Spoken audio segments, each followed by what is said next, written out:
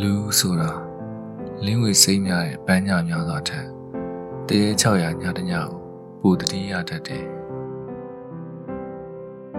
ငါတည်သွားခဲ့လို့ရှိရင်ငါရဲ့တင်ញိုင်းကူမှာကြက်ချီကတစ်ခုကိုသာမှတ်တိုင်အဖြစ်စိုက်ပေးထားပါတကယ်တော့အဲ့ဒါငါသိသိမြလောကဓမ္မကိုအကျွင်းမဲ့ပေါ်ပြသွားခြင်းပဲဖြစ်လိမ့်မယ်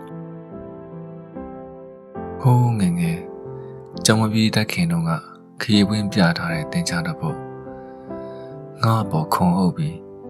မင်းကြီးတွေရဲကနေတုတ်သွားဘူးတယ်ငါတတိကောင်းငယ်မှာမြလွင်ထေချောင်း1 2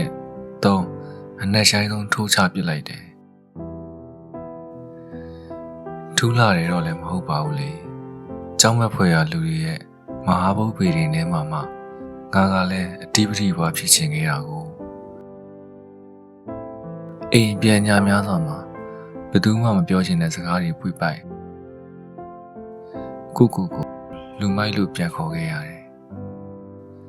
1993 1994ငါးကဗျာလေးတွေဆွေးမြေ့ကြည့်ပွဲလမ်းဘေးအုပ်ခုမော်လဲကျနေတယ်နှင်းများတစ်လက်ရဲ့စိမ့်နဲ့နမိတ်မကောင်းတဲ့ပုံမြင်မမြင်ဘူးသောနေများညများဘတော်ကိုင်းများမှဝတ်တော်ဆူယုံငါ့ကိုချီထုံးခဲ့တာခုချိန်တိုင်အောင်အလင်းစိမ့်နှန်းတွေရစ်ဖွာလို့